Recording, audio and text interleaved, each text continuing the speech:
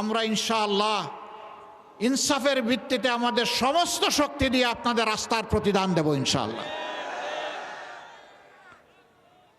প্রিয় কিশোরগঞ্জবাসী, জুলাই যোদ্ধারা যখন রাস্তায় নেমেছিল তখন যেমন আমাদের ছেলেরা যে যুদ্ধ করেছে, লড়াই করেছে, আমাদের মেয়েরাও লড়াই করেছে।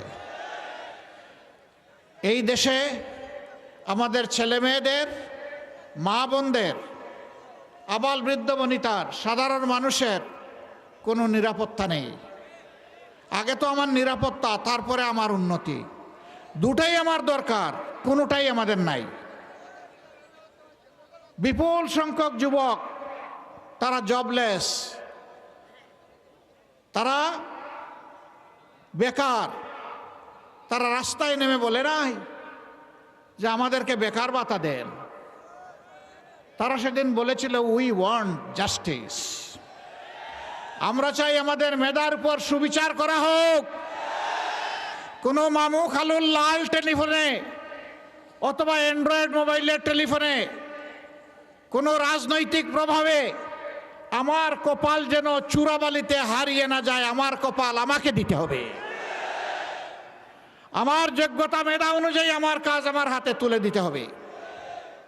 এই দাবি নিয়ে তারা রাস্তায় নেমেছিল। প্রিয় যুবকেরা, কথা দিচ্ছি ইনশাআল্লাহ আমরা তোমাদেরকে শিক্ষা প্রশিক্ষণ দিয়ে তোমাদের হাতকে বাংলা গড়ার কারিগরের হাতে পরিণত করব ইনশাআল্লাহ।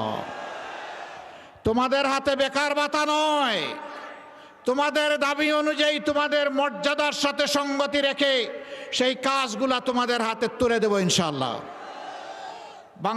বাংলাদেশ তোমরাই গড়বা, তোমরাই চালাবা।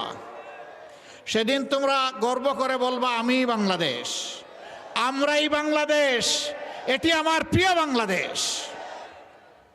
সেই দিনের অপেক্ষায় যুবকেরা আছে। এই দেশটাকে তোমাদের হাতে তুলে দিতে চাই। তোমরা কি প্রস্তুত? হাত তুলে বলো তোমরা প্রস্তুত আছো? সুসংবাদ গ্রহণ করো। বাংলাদেশ নামের একটা উড়োজাহাজ, ওই উড়োজাহাজের ককপিটে, ড্রাইভিং সিটে আমরা তোমাদেরকে বসিয়ে দেবো ইনশাআল্লাহ। এই দেশকে নিয়ে তোমরা সামনের দিকে আগাবা। পিছনে ফিরে তাকানোর সময় আমাদের শেষ। এখন শুধু সামনে এগিয়ে যাওয়ার পালা। পিছন নিয়ে যারা কামড়া কামড়ি করে তাদেরকে কামড়া কামড়ি করতে দিব আমরা। ওরা করুক, আমরা এগিয়ে যাব জাতিকে নিয়ে সামনে ইনশাআল্লাহ। তখন আমরা কোথায় থাকবো? তোমরা ককপিটে, আমরা থাকবো প্যাসেঞ্জার সিটে ইনশাআল্লাহ। এই দেশ সেইভাবেই এগিয়ে যাবে। কিশোরগঞ্জ জেলা এটা মূলত শিল্পভিত্তিক জেলা না, ইলেকট্রোমেকানিক্যাল ইন্ডাস্ট্রির ভরপুর না। পাশের গাজীপুর ওরকম একটা জেলা। এই জেলাটা হচ্ছে কৃষিভিত্তিক।